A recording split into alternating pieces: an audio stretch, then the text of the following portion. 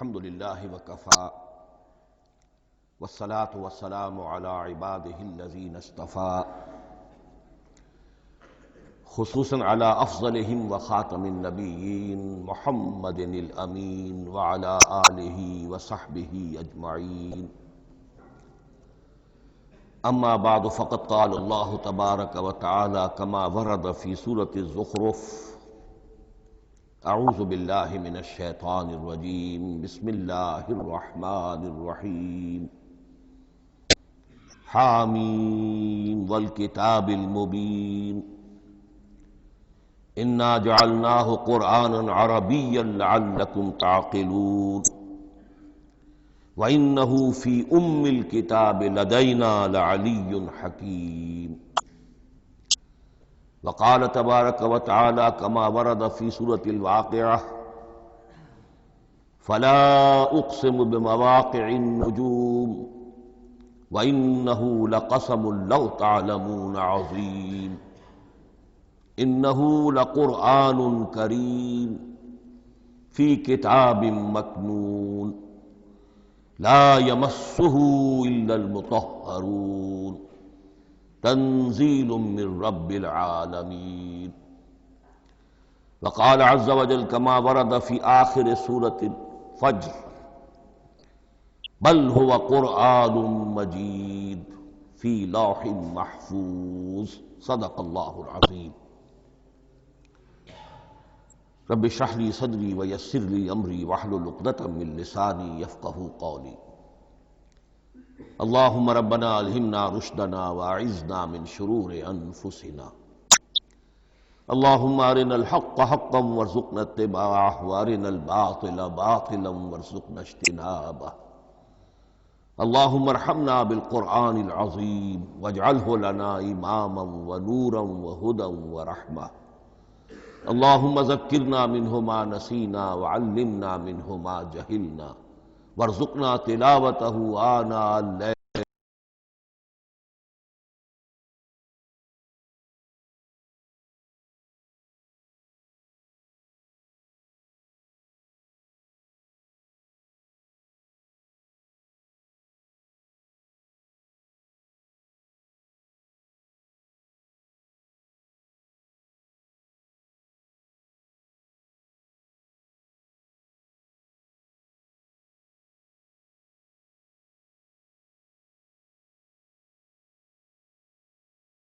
وآناء النهار واجعله لنا حجة یا رب العالمین آمین۔ آج شعبان معظم کی 28ویں شب ہے اور ہم ماہ رمضان مبارک کے دوران نماز تراویح کے ساتھ دورہ ترجمہ قرآن کی تمہید کے طور پر آج اور کل تعارف قرآن کے ضمن میں بعض چیزوں پر غور کریں گے تاکہ اثناء دورہ ترجمہ قرآن یہ چیزیں آپ کے ذہن میں ایک پس منظر کے طور پر موجود رہیں۔ رمضان مبارک میں نماز تراویح کے ساتھ دورہ ترجمہ قرآن کا جو سلسلہ ہم نے شروع کیا اب اسے 15 برس سے زائد ہو چکے ہیں۔ الحمدللہ کہ اس کا چرچا اب وسیع و عریض پیمانے پر ہو چکا ہے، نہ صرف اندرون ملک بیرون ملک بھی۔ اس دوران میں خود میں نے جہاں تک مجھے یاد پڑتا ہے کم سے کم 6 مرتبہ دورہ ترجمہ قرآن کی تکمیل کی سعادت حاصل کی ہے۔ 2 مرتبہ اس سے قبل کراچی میں، 3 مرتبہ لاہور میں، 1 مرتبہ ملتان میں، 1 مرتبہ ابوظہبی میں۔ اور اس سال جو میں اپنی اب ضعیفی اور اپنے علالت کے باوجود یہ ہمت کر رہا ہوں اس کا ایک خاص سبب ہے، اور وہ یہ کہ اللہ کے فضل و کرم سے بعض صورتیں ایسی پیدا ہوئیں کہ کیبل ٹی وی پر میرے ان دروس قرآن یا دورہ ترجمہ قرآن کے کیسٹ دکھائے گئے بھارت میں، اور وہیں سے یہ درخواست بھی موصول ہوئی کہ ہم چاہتے ہیں کہ اسے سیٹلائٹ پر ٹیلی کاسٹ کرائیں، لیکن اس کے لیے اس کی جو ریکارڈنگ ہے اس کا معیار بہتر ہونا چاہیے۔ تو اس ضرورت کو پورا کرنے کے لیے میں یہ ہمت کر رہا ہوں، اگرچہ اب جو بھی عمر کی سطح ہے وَمَن نُعَمِّرْهُ نُنَكِّسُ فِي الْخَلْقِ، میری یادداشت بھی اتنی شارپ نہیں رہی ہے جتنے پہلی تھی، استحضار جو کراس ریفرنسز کا ہے وہ بھی اب اتنا نہیں ہے جتنا کہ پہلے تھا، اور کبھی کبھی میری زبان لڑکھڑاتی بھی ہے۔ ان تمام معذوریوں کے باوجود اس ایک اہم ضرورت کے تحت میں نے یہ ارادہ کیا۔ میں خود بھی اللہ سے دعا کرتا ہوں، آپ بھی اللہ سے دعا فرمائیں کہ اس ارادے کی تکمیل ہو جائے، اور اس سلسلے کو اللہ تعالیٰ اپنے کلام پاک کے پیغام اور علم اور حکمت کی ایک بڑے پیمانے پر پورے عالم انسانیت میں پھیلانے کا ذریعہ بنا دے۔ تعارف قرآن کے ضمن میں سب سے پہلی بات جو سمجھنے کی ہے وہ یہ کہ قرآن مجید کے بارے میں ہمارا اجمالی عقیدہ کیا ہے۔ یہ 3 جملوں پر مشتمل ہو سکتا ہے۔ ہمارے نزدیک قرآن اللہ کا کلام ہے جو محمد الرسول اللہ صلی اللہ علیہ وسلم پر نازل ہوا، اور تیسرے یہ کہ یہ مکمل محفوظ شکل میں موجود ہے بنوعاً، اس میں نہ کوئی تحریف ہوئی ہے نہ کوئی تبدیلی ہوئی ہے۔ یہ کم سے کم 3 اجزاء ہیں ہمارے عقیدے کے قرآن مجید کے بارے میں۔ لیکن اب اس کی کچھ علمی توضیحات۔ سب سے پہلے یہ کہ کلام ہونا، اس کا اللہ کا کلام ہونا، اس لیے کہ آپ کے علم میں ہے کہ تورات جو حضرت موسیٰ علیہ السلام کو دی گئی تھی وہ لکھی ہوئی شکل میں پتھر کی تختیوں پر لکھی ہوئی صورت میں دی گئی تھی، اور قرآن مجید کی تنزیل جو محمد رسول اللہ صلی اللہ علیہ وسلم پر ہوئی ہے وہ ایک مختلف صورت میں ہوئی ہے۔ اس کو قرآن مجید خود اللہ کا کلام قرار دیتا ہے۔ چنانچہ سورہ توبہ کی آیت ہے، آیت نمبر 6، وَإِنْ أَحَدٌ مِّنَ الْمُشْرِكِينَ اسْتَجَارَكَ فَأَجِرْهُ حَتَّى يَسْمَعَ كَلَامَ اللَّهِ ثُمَّ أَبْلِغْهُ مَأْمَنَهُ۔ جب ہجرت کے 9ویں سال آخری وارننگ دی گئی تھی مشرکین عرب کو کہ اب صرف تمہیں چند مہینے کی مہلت دی جا رہی ہے، اس دوران میں آخری فیصلہ کر لو اسلام قبول کرنا ہے یا نہیں، اس لیے کہ اس کے بعد مشرکین عرب کے لیے کوئی رعایت نہیں ہوگی، جو لوگ اسلام قبول نہیں کریں گے انہیں تہہ تیغ کر دیا جائے گا۔ فَإِذَا انْسَلَخَ الْأَشْهُرُ الْحُرُمُ فَاقْتُلُوا الْمُشْرِكِينَ حَيْثُ وَجَدتُّمُوهُمْ۔ جب یہ مہلت ختم ہو جائے تو ان مشرکین کا قتل عام کرو۔ اس کی وضاحت پھر جب سورہ توبہ ہم پڑھیں گے تو اس وقت ہوگی، اس وقت یقیناً ذہن میں کچھ اشکالات آئیں گے، لیکن اس وقت اس ضمن میں تفصیلی بحث کا موقع نہیں۔ اب اس میں ایک استثناء رکھا گیا کہ ایک مشرک ہے، وہ چاہتا ہے کہ اتنا بڑا چیلنج جو ہمیں دے دیا گیا تو ہمیں موقع دیا جائے کہ ہم آئیں، آپ کے پاس بیٹھیں، کچھ دن رہیں، اللہ کا کلام سنیں، آپ کیا بات منوانا چاہتے ہیں، اس کے لیے کیا دلائل ہیں، اس کو اچھی طرح سمجھیں، اس کا ہمیں موقع ہونا چاہیے۔ اس کے لیے یہ آیت نازل ہوئی کہ وَإِنْ أَحَدٌ مِّنَ الْمُشْرِكِينَ اسْتَجَارَكَ، اے نبی اگر ان مشرکین میں سے کوئی شخص آپ سے پناہ طلب کرے فَأَجِرْهُ، اسے پناہ دیجئے، حَتَّى يَسْمَعَ كَلَامَ اللَّهِ، یہاں تک کہ وہ اللہ کا کلام سن لے۔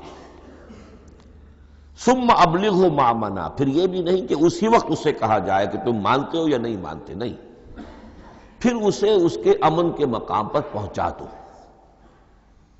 یہ جو آیت ہے اس میں لفظ کلیئر آ گیا کہ قرآن مجید اللہ کا کلام ہے۔ لیکن اب اسی تل کے اوٹ میں پہاڑ والا مسئلہ ہے، ٹپ آف آئس برگ، اس کے نیچے وہ کتنا بڑا تودہ ہوتا ہے۔ کلام جو ہے اللہ تعالیٰ کی صفت ہے، اور یہ بڑا مسئلہ گہرا ہے، اور علم کلام کا ایک بڑا پیچیدہ مسئلہ ہے۔ کہ ذات باری تعالیٰ اور اس کی صفات کے مابین کیا ربط و تعلق ہے؟ آیا صفات ذات کا جز ہیں، جزو لا ینفک ہیں، حصہ ہے، یا کچھ زائد بر ذات، جس کو علامہ اقبال نے ایک جگہ کہا ہے صفات ذات حق، حق سے جدا یا عین ذات؟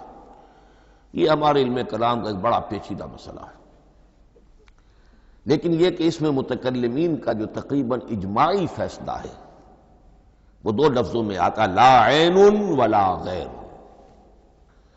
اللہ کی صفات نہ تو اس کی ذات کا عین ہے نہ اس کی ذات سے غیر ہے۔ بہت پیچیدہ شکل ہے، اور یہ بھی اس وقت کا میرا موضوع نہیں ہے، میں صرف کسی اور موضوع کے لیے صرف حوالے دے رہا ہوں۔ بہرحال قرآن مجید کا جو تعلق ہے ذات باری تعالیٰ کے ساتھ، وہ اس مسئلے سے بخوبی واضح ہو جاتا ہے کہ چونکہ یہ اللہ تعالیٰ کی صفت ہے، اور صفت کو ہم یہ نہیں کہہ سکتے کہ وہ ذات باری تعالیٰ سے جدا ہے، یہ بھی نہیں کہہ سکتے کہ اس کی ذات کا جزو لا ینفک ہے۔ کچھ اسی طرح کا تعلق ہے قرآن مجید کا ذات باری تعالیٰ کے ساتھ، لیکن یہ مسئلہ قرآن مجید میں خود بیان ہوا، اور سورہ حشر کی آیت میں تو یہ فرمایا گیا، اللہ تعالیٰ نے اپنے اس کلام کی عظمت کو یوں بیان کیا، وہ عظمت کما ہیا، جیسے کہ وہ فی الواقع ہے، اور جس کا کہ گویا کہ پورا ادراک ہمارے لیے اپنی بہت سی محدودیتوں کی وجہ سے ممکن نہیں ہے، لیکن ایک تمثیل کے پیرائے میں سمجھایا، لو انزلنا ھذا القرآن علی جبل لرأیتہ خاشعا متصدعا من خشیۃ اللہ وتلک الامثال نضربها للناس لعلہم یتفکرون۔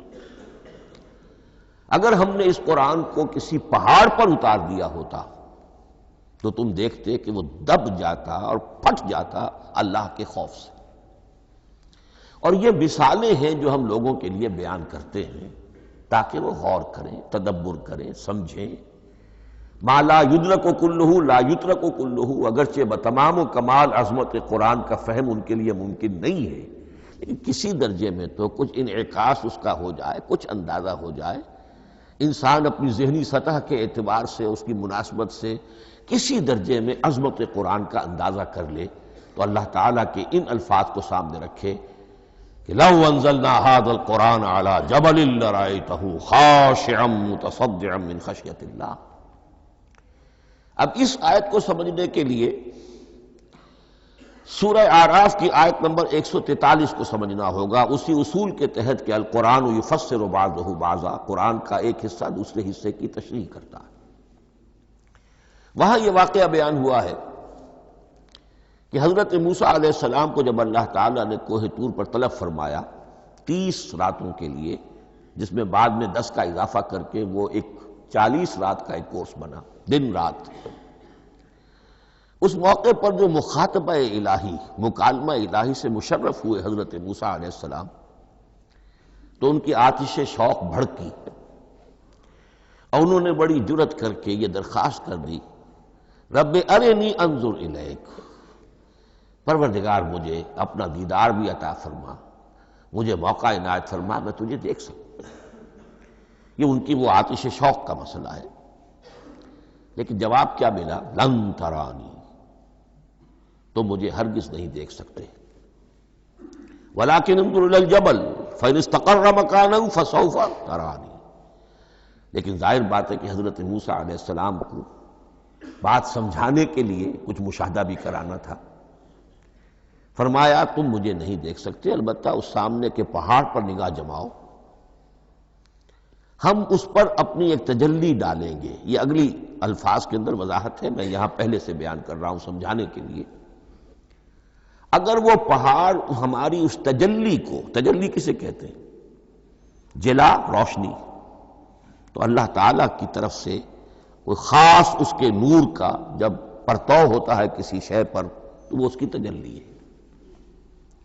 ہم اپنی ایک تجلی اس پہاڑ پر ڈالیں گے، اگر وہ اس کو جھیل جائے، اپنی جگہ کھڑا رہ جائے، تو تم سمجھنا کہ شاید تم بھی ہمیں دیکھ سکو۔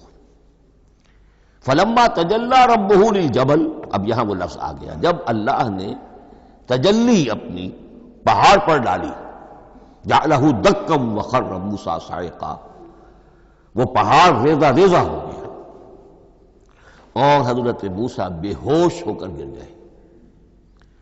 اب یہ بے ہوش ہو کر گر جانا، جبکہ وہ تجلی براہ راست بھی نہیں ہے، بالواسطہ ہے۔ مشاہدہ جو کر رہے حضرت موسیٰ وہ بالواسطہ ہے، تجلی پہاڑ پر ہے، لیکن یہ کہ اس کا بھی بالواسطہ اس کا جو ہوا ہے، اس کی جو تاثیر ہوئی حضرت موسیٰ علیہ السلام پر کہ وہ اس کی تاب نہ لا سکے اور بے ہوش ہو کر گر گئے۔ یہاں سے یہ بات سمجھ میں آتی ہے کہ یہ تجلی یہ ذات باری تعالیٰ تھی جس نے کوہ طور کو جلا کر بھسم کر دیا یا ٹکڑے ٹکڑے کر دیا، ریزہ ریزہ کر دیا۔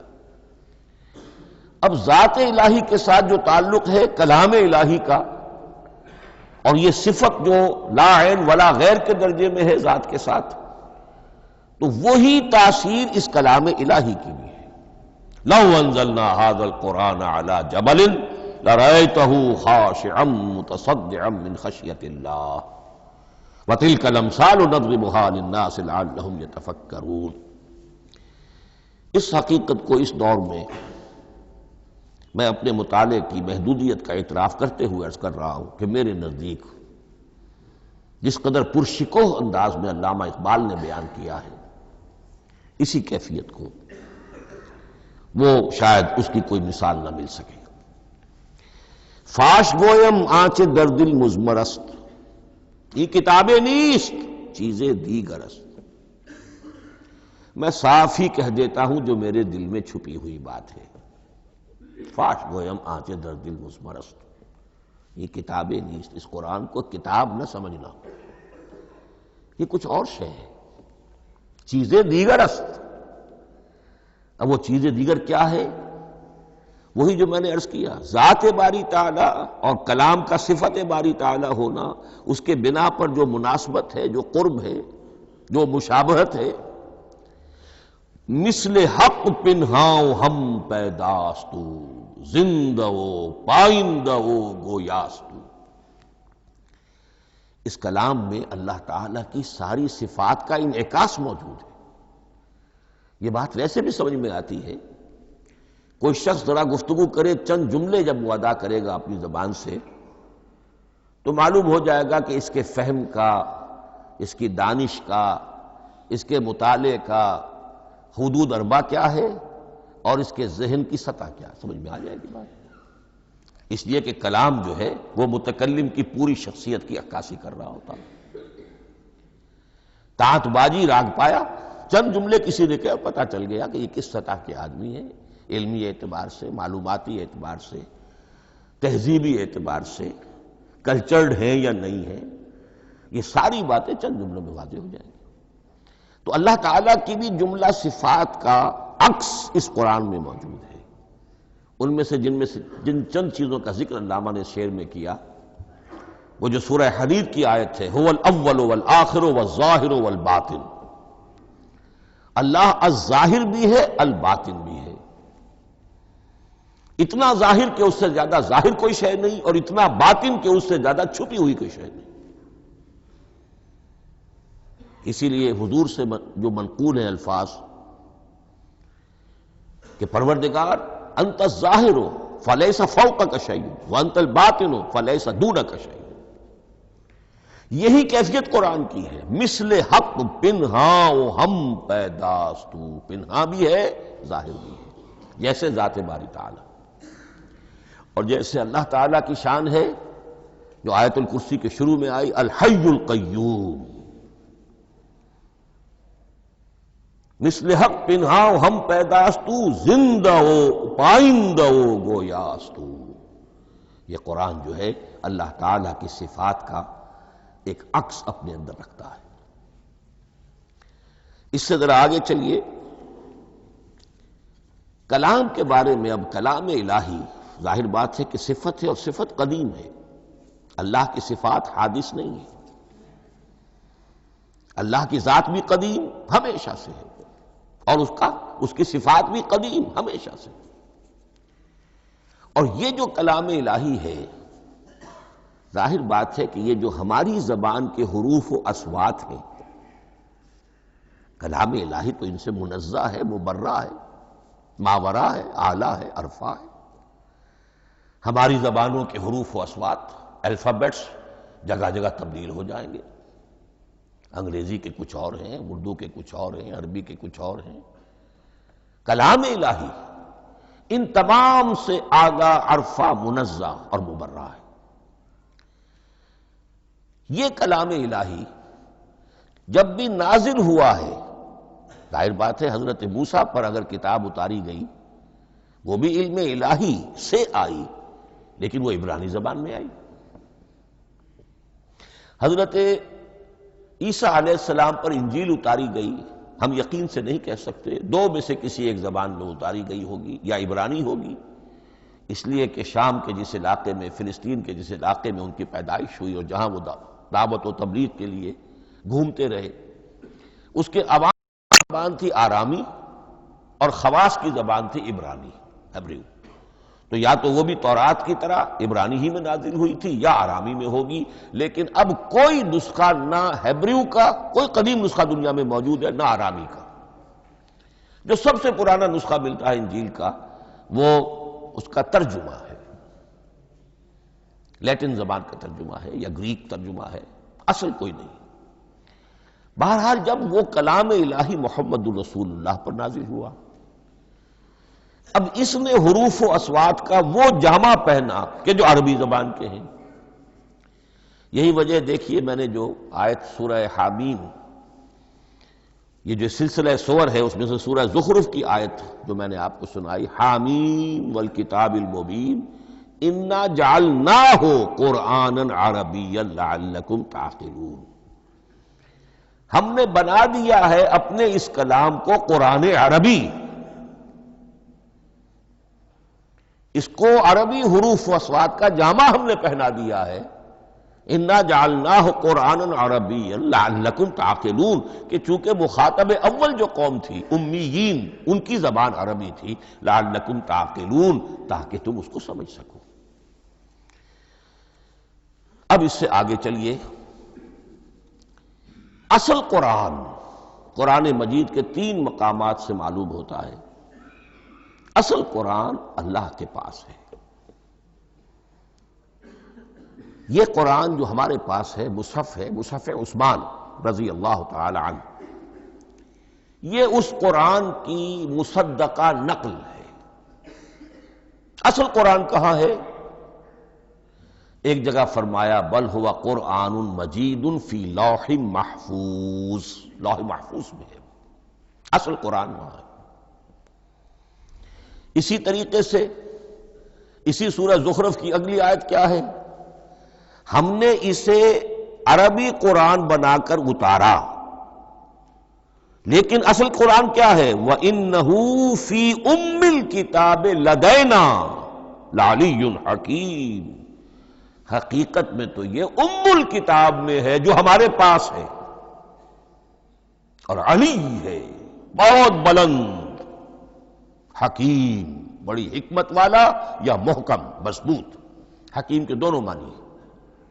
استحکام بھی اسی ہے کاف اور میم کے مادے سے بنا ہے، کسی شے کا پختہ ہو جانا، مضبوط ہو جانا، اور عقل کی پختگی وہ حکمت ہے، وہ دانائی ہے۔ اس اعتبار سے نوٹ کیجئے، اصل قرآن کہاں ہے؟ لوح محفوظ میں۔ اصل قرآن کہاں ہے؟ ام الکتاب میں۔ اسی کو کہا گیا ہے ایک اور مقام پر، فی صحف مکرمۃ مرفوعۃ مطہرۃ بایدی سفرۃ کرام بررہ۔ یہ قرآن، اصل قرآن تو بڑے صحیفوں میں، ان صحیفوں میں ہے، ان صفحات میں ہے، ان اوراق میں ہے، جس کی شان کیا ہے؟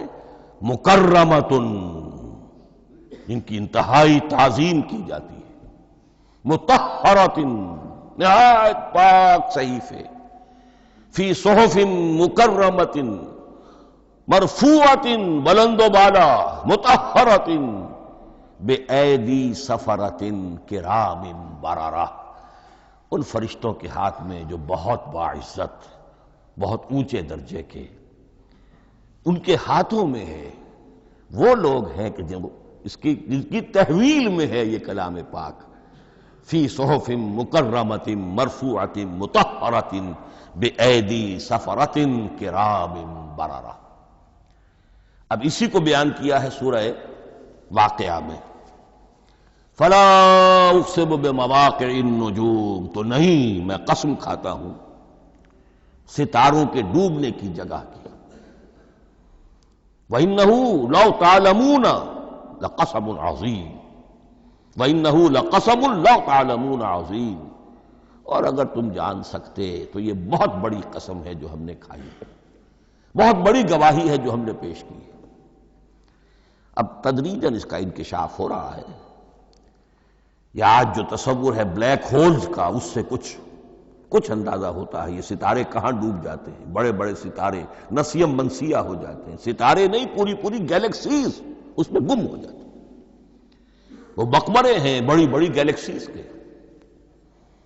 فلا اقسم بمواقع النجوم وانہ لقسم لو تعلمون عظیم انہ لقرآن کریم، یہ قرآن ہے بہت باعزت، فی کتاب مکنون، اور یہ اس کتاب میں جو چھپی ہوئی ہے۔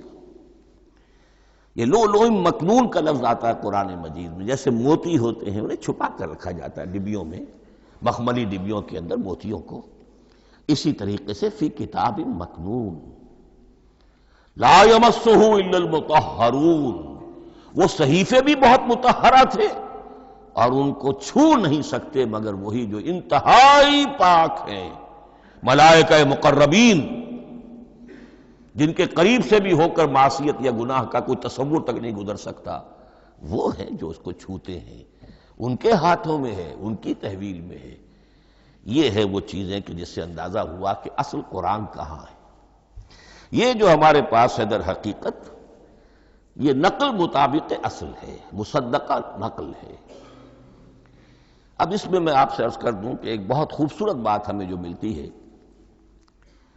تورات میں جو استثناء، جو صفر استثناء ہے، ڈیٹرانومی، اس کے 18ویں باب میں 18ویں اور 19ویں آیات جو ہیں اس میں ذکر موجود ہے، میں ان کے لیے انہی کے بھائیوں میں سے تیری مانند ایک نبی برپا کروں گا۔ اللہ تعالیٰ کلام فرما رہے ہیں یہاں حضرت موسیٰ علیہ السلام سے، آج بھی موجود ہے، اولڈ ٹیسٹمنٹ، ڈیٹرانومی یا کتاب استثناء، صفر استثناء، اس کا 18واں باب، اس کی 18ویں اور 19ویں آیات، جب چاہیں جا کر دیکھ لیں۔ میں ان کے لیے ان کے بھائیوں ہی میں سے تیری مانند ایک رسول اٹھاؤں گا، میں ان کے لیے انہی کے بھائیوں میں سے تیری مانند ایک نبی برپا کروں گا اور اپنا کلام اس کے منہ میں ڈالوں گا، اور جو کچھ میں اس سے کہوں گا وہی وہ ان سے کہے گا۔ یہ ہے جو پیشین گوئی ہے محمد الرسول اللہ صلی اللہ علیہ وسلم کی، اور یہاں وہ فرق واضح کر دیا گیا، اے موسیٰ تم سے تو یا تو ہم نے کلام کیا ہے یا تمہیں جو کتاب دی ہے وہ لکھی ہوئی دی ہے، لیکن جو نبی تیری ہی مانند میں برپا کروں گا۔ اب اس میں بھی نوٹ کرنے کی بات ہے کہ حضرت موسیٰ کے مشابہ نبی اکرم صلی اللہ علیہ وسلم کے سوا کوئی نبی نہیں، صاحب کتاب وہ بھی تھے، صاحب کتاب محمد بھی ہے، صاحب امت وہ بھی تھے، اور صاحب امت محمد رسول اللہ ہے، تیری مانند صاحب شریعت۔ حضرت عیسیٰ صاحب شریعت نہیں تھے، شریعت موسوی ہی کو نافذ کرنے کے لیے آئے تھے، ان کی حیثیت دین موسوی کے مجدد کی تھی، ویسے نبی تھے، اللہ کے فضل و کرم سے نبی تھے، اس میں کوئی شک نہیں، رسول تھے، لیکن یہ کہ ان کے کام کی نوعیت کیا تھی، اس لیے کہ کوئی نئی شریعت لے کر نہیں آئے۔ اب بھی انجیل میں الفاظ موجود ہیں، don't think I have come to destroy law, the mosaic law جسے یہ کہتے ہیں، شریعت موسوی، وہ تم پر نافذ رہے گی، تم اس کی پابندی کرو گے، چونکہ صاحب شریعت رسول یا موسیٰ یا محمد صلی اللہ علیہ وسلم علیہ الصلوۃ والسلام۔ تو میں ان کے بھائیوں میں سے، اب بھائی کون ہوں گے؟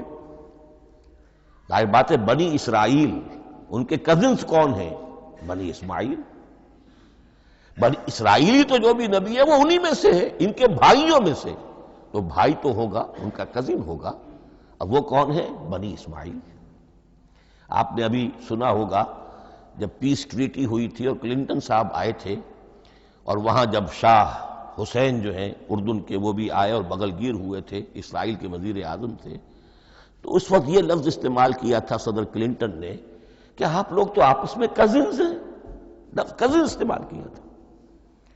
تو ان کے بھائیوں میں سے گویا کہ غیر اسرائیلی جو ان کے قریب ترین قرابت دار ہوں گے وہ بنو اسماعیل ہیں۔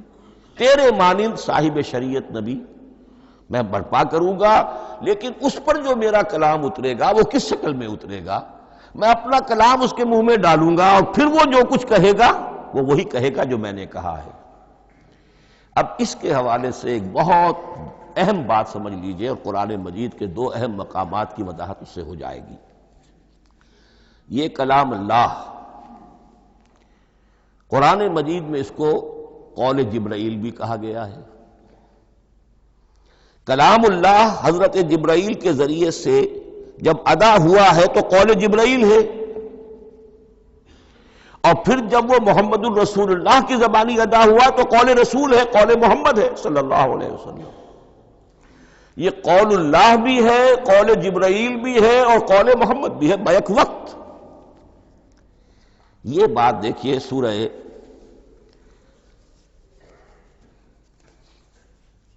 اذا السماء انفجرت، اس میں یہ سورت جو الفاظ آئے ہیں انہ لقول رسول کریم، سورت تکویر اذا الشمس کورت، انہ لقول رسول کریم ذی قوت عند ذی العرش مکین مطاع ثم امین وما صاحبکم بمجنون۔ یہ یہاں پر حضرت جبرائیل کا ذکر ہو رہا ہے۔ وما ہوا بقول شیطان الرجیم، محمد تک اس قرآن کو لانے والا تو وہ بلند پائے کا فرشتہ ہے، یہ کوئی شیطان رجیم نہیں ہے۔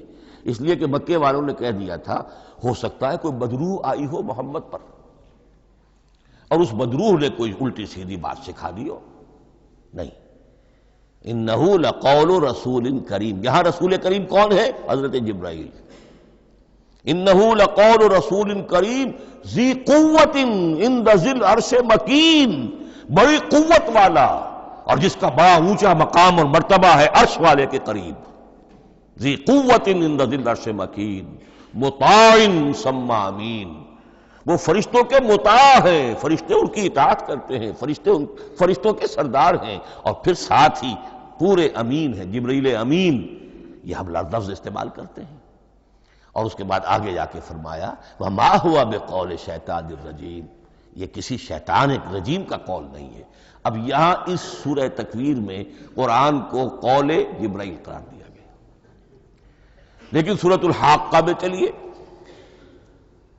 اس کے آخر میں آتا ہے انہ لقول رسول کریم وما ہوا بقول شاعر قلیلا ما تؤمنون ولا بقول کاہن قلیلا ما تذکرون تنزیل من رب العالمین۔ یہاں اب رسول کریم سے مراد محمد الرسول اللہ صلی اللہ علیہ وسلم، یہ کسی شاعر کا قول نہیں ہے، کسی کاہن کا قول نہیں ہے، یعنی جس کے زبانی یہ قرآن لوگوں کے سامنے آ رہا ہے۔ جبرائیل کا قول ہو کر تو محمد پر نازل ہوا صلی اللہ علیہ وسلم، لیکن اب لوگوں کے سامنے وہ قول محمد بن کر آ رہا، انہ لقول رسول کریم وما ہوا بقول شاعر قلیلا ما تؤمنون ولا بقول کاہن قلیلا ما تذکرون تنزیل من رب العالمین۔ تو قرآن مجید کلام اللہ ہے، پھر وہ قول جبرائیل بنا جب جبرائیل نے آ کر محمد کو سنایا، اور پھر وہ قول محمد بنا جب محمد کی زبان مبارک سے لوگوں نے اسے سنا، اہل عرب نے سنا، اور پھر وہ بات پھیلتی چلی گئی۔ اب آخری بحث اس موضوع پر جو ہے وہ یہ ہے، کلام الہی کی 3 صورتیں ہیں جو قرآن مجید میں سورہ شورى کی آیت نمبر 51 میں بیان ہوئی ہے۔ وما كان لبشر ان يكلمه اللہ،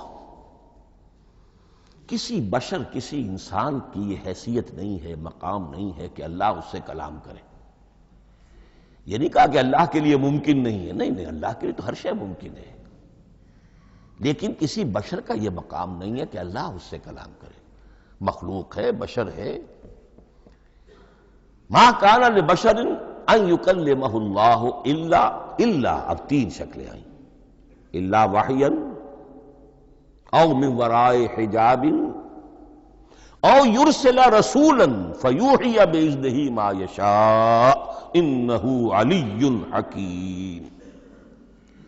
تین صورتیں ہیں کلام الہی کی، یا تو براہ راست اللہ وحی کرتا ہے بغیر کسی فرشتے کی درمیان میں ذریعہ بنائے ہوئے، اسی کا نام الہام ہے، اسی کا نام تحدیث ہے۔ یہ غیر نبی کے ساتھ بھی ہوتا ہے۔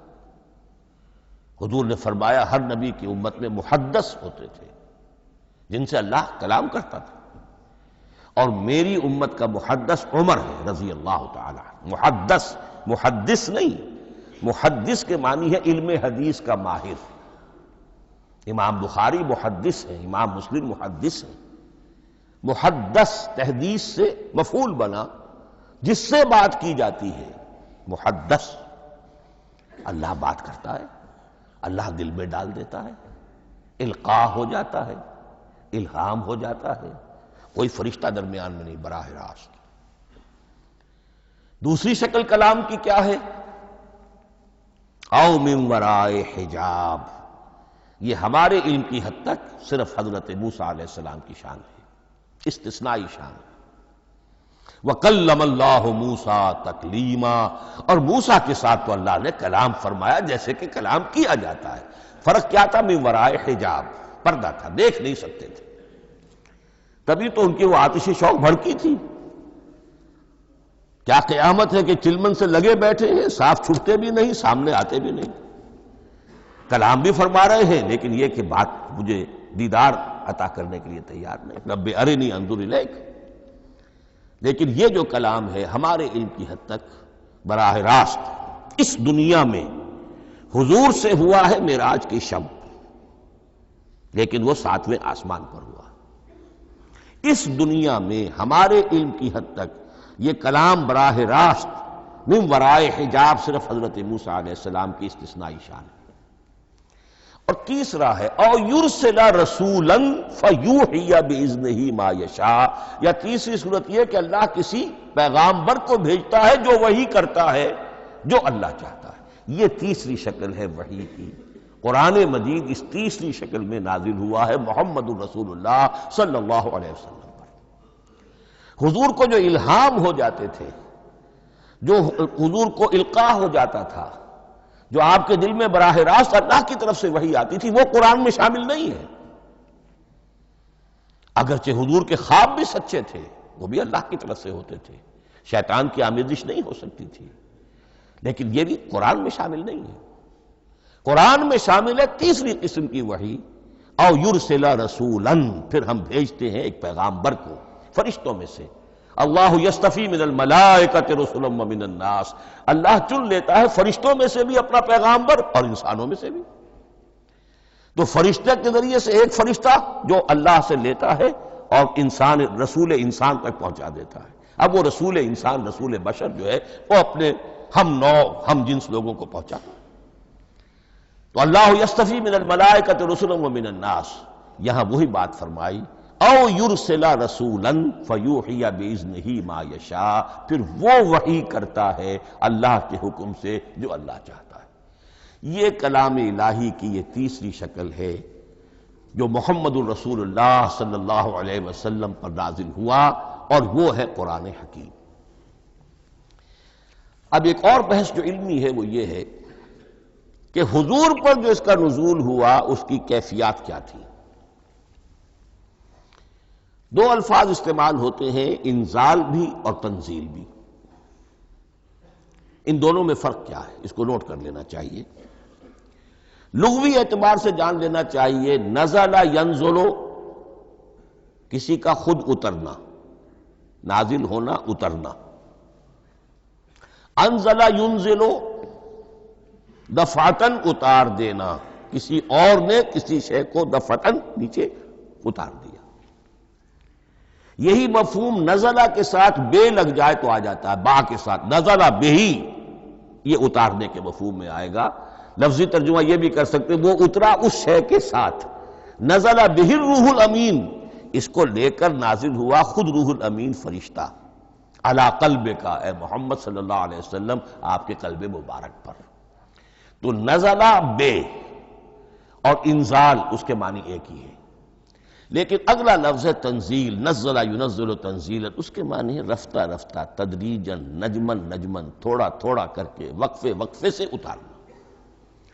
جیسے عربی میں اعلام کہیں گے کسی کو کچھ بتا دینا، باخبر کر دینا، مطلع کر دینا، بھائی مطلع کر دیا میں نے، اب تم جانو تمہارا کام، یہ اعلام کہلائے گا۔ تعلیم کسے کہتے ہیں؟ سکھانا، درجہ بدرجہ، دیکھنا اس کی استعداد کیا ہے، آج یہ کیا بات سمجھ سکتا ہے، میں اتنے ہی درجے تک سمجھاؤں، اب کل میں اسے مزید سمجھاؤں گا، پرسوں مزید سمجھاؤں گا، یہ درجہ بدرجہ کسی شے کو سمجھانا، یہ تعلیم ہے۔ تو انزل ینزل انزالا، یہ ہے اتار دینا دفعتاً، اور نزل ینزل تنزیلا، یہ ہے تدریجاً اتارنا۔ اب قرآن مجید کے لیے یہ دونوں الفاظ مستعمل ہیں، لیلۃ القدر اور لیلۃ المبارکہ، اب یہ دو بھی نوٹ کر لیجئے، قرآن مجید میں چونکہ اہم مضامین کم سے کم دو جگہ پر ضرور آتے ہیں۔ انا انزلناہ فی لیلۃ القدر، یہاں انزلنا ہے، نزلنا نہیں ہے، انزلنا ہے، ہم نے اتارا اس کو لیلۃ القدر میں۔ اور باقی صورت تو آپ کو یاد ہوگی، وما ادراک ما لیلۃ القدر، لیلۃ القدر خیر من الف شہر، تنزل الملائکۃ والروح فیہا باذن ربہم من کل امر، سلام ہی حتی مطلع الفجر۔ لیکن یہ اہم مضمون قرآن مجید میں دوسری جگہ بھی ہے، سورہ دخان کے شروع میں فرمایا حامیم والکتاب المبین انا انزلناہ فی لیلۃ مبارکۃ انا کنا منذرین فیہا یفرق کل امر حکیم امرا من عندنا انا کنا مرسلین رحمتا من ربک انہ هو السمیع العلیم۔ یہ لیلۃ المبارکہ ہے، ایک ہی ہے، لیلۃ القدر اور لیلۃ المبارکۃ، ان دونوں کے لیے وہی انزلنا کا لفظ آیا۔ لیکن یہ کہ سابقہ کتابوں کے اعتبار سے قرآن مجید کا فرق واضح کیا گیا ہے، مثلا سورہ نساء کی آیت نمبر 136 بہت نمایاں ہے، بہت نمایاں ہے۔ وہاں فرمایا گیا یا ایھا الذین آمنوا آمنوا باللہ ورسولہ والکتاب الذی نزل علی رسولہ والکتاب الذی انزل من قبل، اے ایمان کے دعوے دارو حقیقتاً ایمان لاؤ، ایسے ایمان لاؤ جیسے ایمان لانے کا حق ہے، اللہ پر بھی اور اس کے رسول پر بھی، اور اس کتاب پر بھی جو اللہ نے اپنے رسول پر نازل فرمائی، اور اس کتاب پر بھی جو اللہ نے پہلے نازل فرمائی۔ لیکن نازل کے لیے یہاں آیا حضور کے لیے والکتاب الذی نزل علی رسولہ، تنزیل کی شکل میں، اور تورات کے لیے والکتاب الذی انزل من قبل، وہ تو دفعۃ واحداً لکھی ہوئی تختیوں کی شکل میں حضرت موسیٰ علیہ السلام کو دے دی گئی تھی۔ تو یا ایھا الذین آمنوا آمنوا باللہ ورسولہ والکتاب الذی نزل علی رسولہ والکتاب الذی انزل من قبل،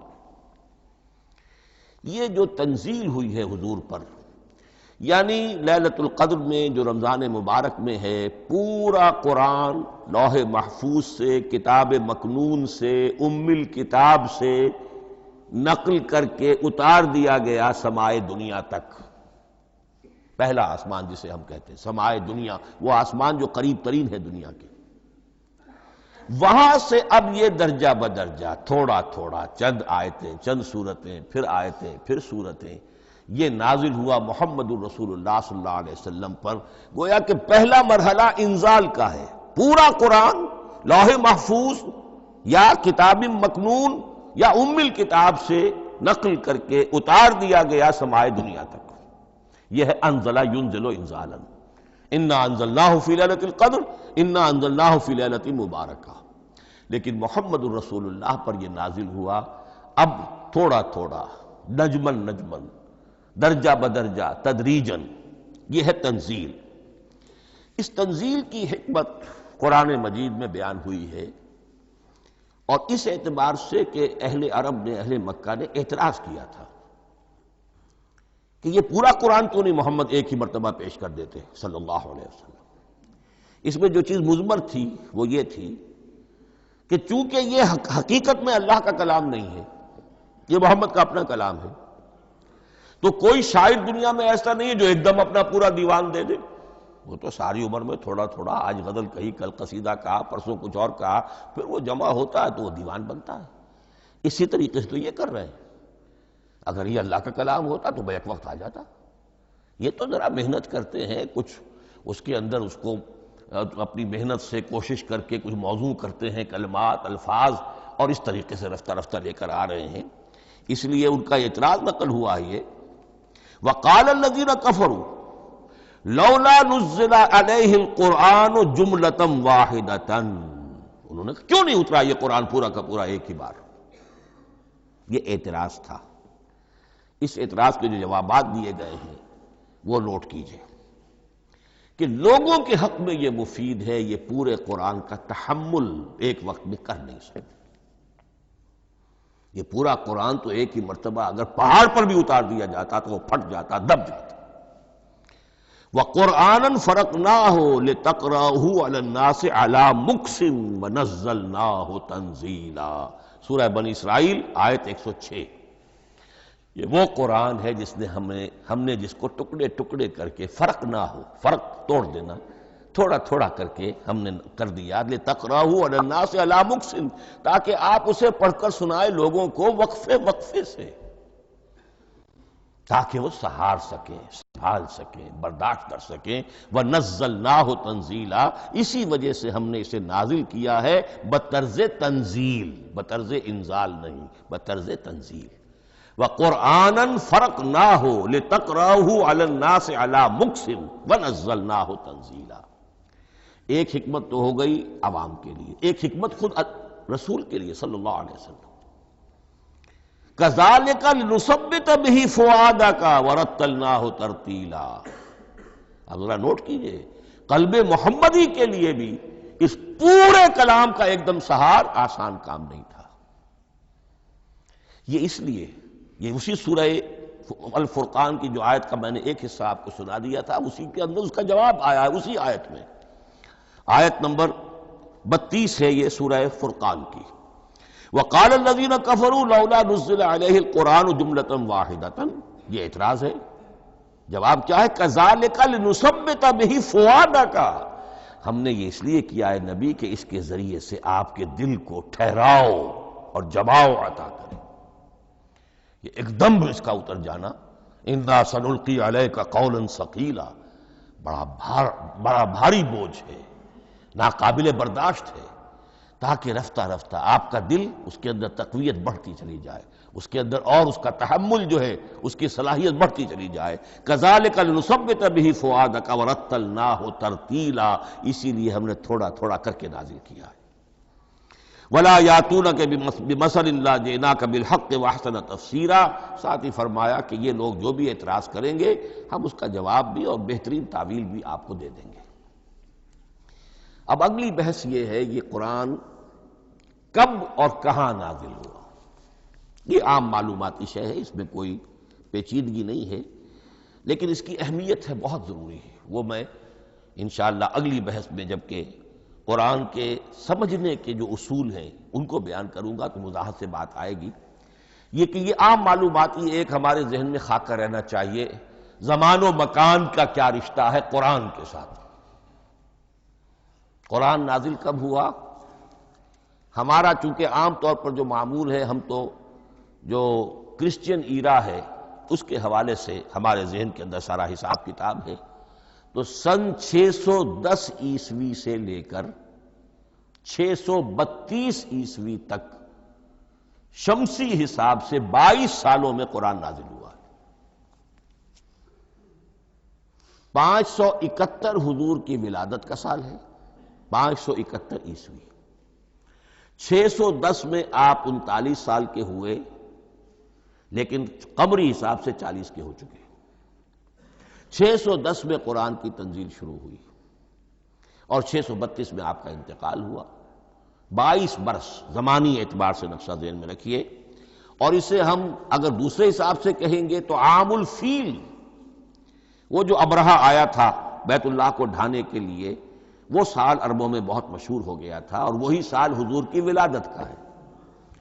تو عام الفیل ہی میں حضور کی ولادت ہوئی، لہذا 40 عام الفیل میں قرآن مجید کا نزول شروع ہوا، اور 11 ہجری تک یہ 23 برس بنتے ہیں قمری حساب سے۔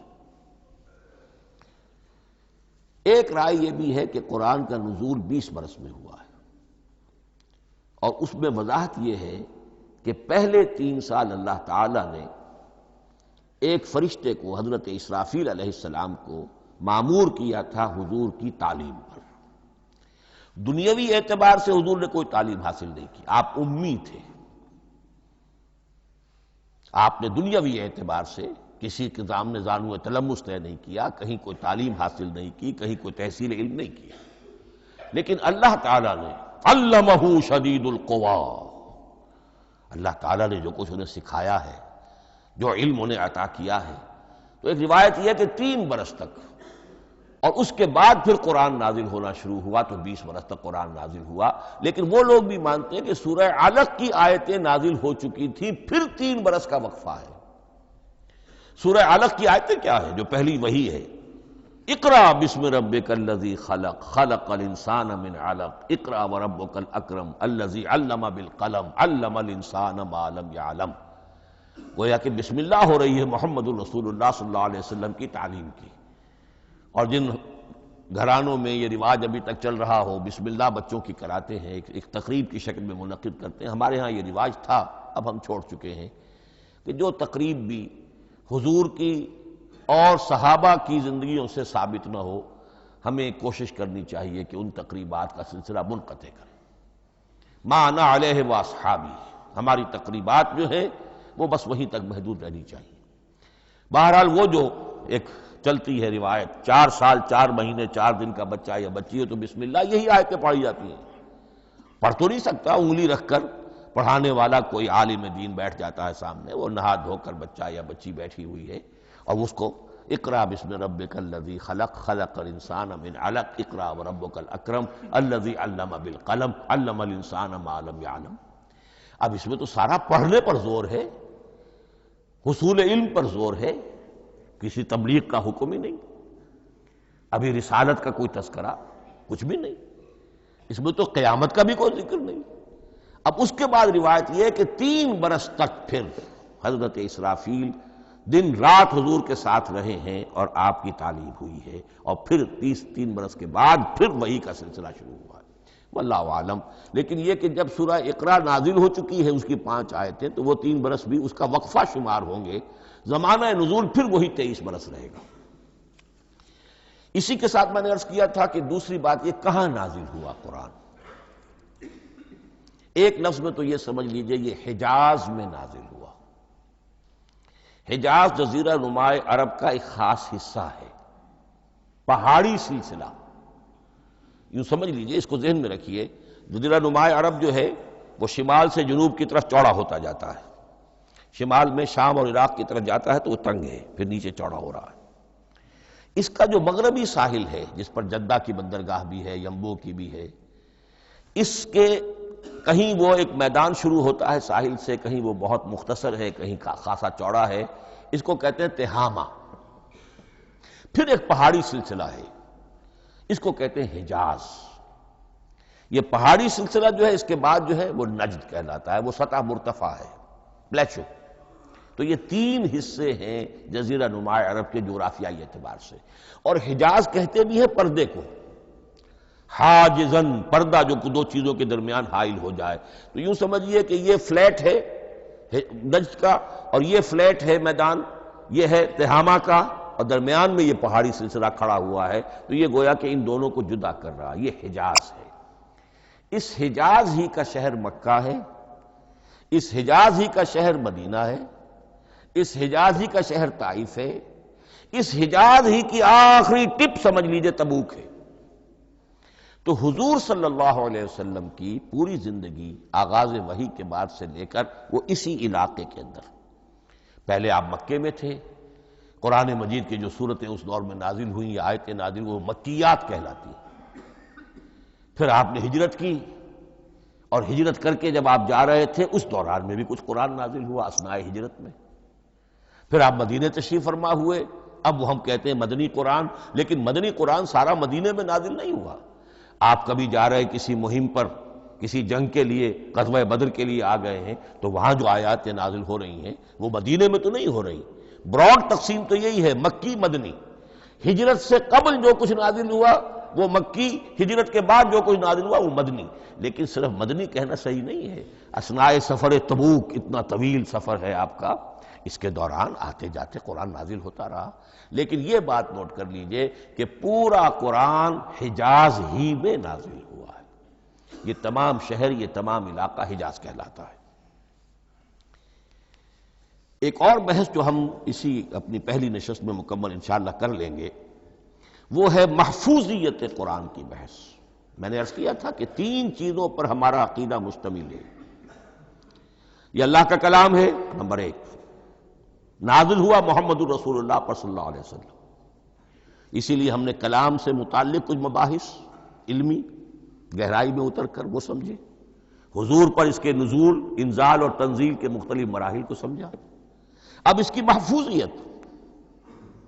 محفوظیت کے اعتبار سے واقعہ یہ ہے کہ واحد کتاب ہے پوری دنیا میں، واحد کتاب جس کے بارے میں دشمن بھی تسلیم کرتے ہیں، چاہے وہ اسے اللہ کا کلام نہ مانے، لیکن یہ مانتے ہیں کہ بعین ہی وہ شے جو محمد نے اپنی امت کو دی تھی آج بھی امت کے پاس صحیح موجود ہے۔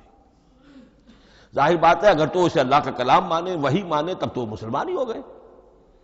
وہ تو یہی کہتے ہیں کہ بہرحال محمد نے چاہے خود لکھا، تصنیف کیا، جو بھی کچھ کیا، اس کو چھوڑ دیجئے، لیکن جو شے محمد نے اپنی امت کو دی تھی صلی اللہ علیہ وسلم، بعین ہی وہ شے موجود ہے۔ تو یہ محفوظیت قرآن کی جو ہے، جبکہ کوئی اور دنیا کی کتاب اس کی مدعی ہی نہیں۔ تورات والوں کا سرے سے یہ دعویٰ ہی نہیں ہے۔ وہ تورات تو گم ہو گئی تھی نبوکدنضر کے حملے کے وقت، اس کے بعد سے دنیا میں تورات کا وجود نہیں ہے، اور پھر 100 برس کے بعد اپنی یادداشتوں سے مرتب کی ہے یہ تورات جو آج ہمارے سامنے ہے۔ انجیل کا جیسا کہ میں عرض کر چکا ہوں، کوئی نسخہ جو ہے نہ عبرانی کا موجود ہے نہ آرامی زبان کا ہے۔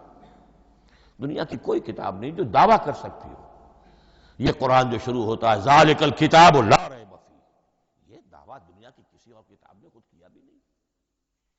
اس کی بھی جس قدر پرشکوہ الفاظ میں علامہ اقبال نے اس کی ترجمانی کی ہے، انہی کا حصہ ہے۔ حرف اورا ریب نئے، تبدیل نئے، آیش شرمندہ تاویل نئے۔ اس قرآن کے کسی حرف میں کوئی تحریف ہو جانا نہیں، امکان ہی نہیں، قطعی طور پر کسی لفظ کا بدل دیا جانا نہیں، حرف اورا ریب نئے، تبدیل نئے، اس میں کسی کا شک پر مبنی ہونا نہیں، آیش شرمندہ تعویل نئے۔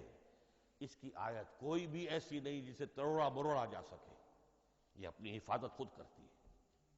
لا یاتیہ الباطل من بین یدیہ ولا من خلفہ، حامیم سجدہ کی آیت نمبر 42، اس پر باطل حملہ آور ہو ہی نہیں سکتا۔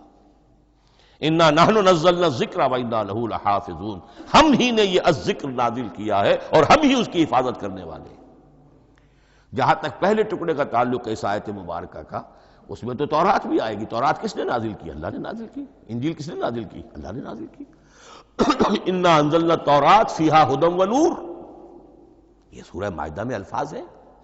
انجیل کے بارے میں بھی ہم نے انجیل عطا کی عیسیٰ کو، فیہ ھدی ونور، لیکن یہ کہ انا نحن نزلنا الذکر، اس کو اس قدر تاکید کے ساتھ کہہ کر وانا لہ لحافظون، اور ہم ہی اس کے محافظ ہیں۔ لیکن اس موضوع پر اہم ترین مقام جو ہے قرآن مجید کا، وہ سورہ قیامہ کی یہ آیات ہے، لا تحرک بہ لسانک لتعجل بہ۔ جب قرآن نازل ہوتا تھا حضور جلدی جلدی زبان کو حرکت دیتے تھے، یاد کر لیں، مبادا کہیں بھول جاؤں۔ مبادا کوئی لفظ جو ہے تبدیل ہو جائے۔ یہ مشقت جو آپ جھیل رہے تھے، اس سے اللہ نے روک دیا از راہ شفقت اور محبت۔ لا تحرک بہ لسانک لتعجل بہ ان علینا جمعہ وقرآنہ، ہمارے ذمے ہے اس کو جمع کر دینا، آپ کے سینے میں جمع کر دیں گے اس کو۔ اور صرف جمع کرنا نہیں، قرآن ترتیب، قرآن ہوتا ہے پڑھا جاتا ترتیب سے، یعنی ترتیب نزولی۔ یہ بعد میں ہماری علیحدہ بحث بھی آئے گی کہ ترتیب نزولی اور ہے، ترتیب مصحف اور ہے، یہ ترتیب بھی ہم کروا دیں گے، یہ بھی ہمارے ذمے ہے۔ ان علینا جمعہ وقرآنہ فاذا قرأناہ فاتبع قرآنہ، پھر جب ہم جس ترتیب سے پھر آپ کو پڑھائیں اسی ترتیب کی پیروی کیجیے۔ یہ جو ہے کہ قرآن کا جمع اور تدوین، یہ بھی اللہ تعالیٰ نے اس کی ضمانت لی، اور اس کی ترتیب بھی اللہ تعالیٰ ہی کی ضمانت سے ہے۔ اس اعتبار سے محفوظیت قرآن کے یہ دونوں پہلو ہمارے سامنے رہنے چاہیے۔ بارک اللہ لی ولکم فی القرآن العظیم ونفعنی وإیاکم بالآیات والذکر الحکیم۔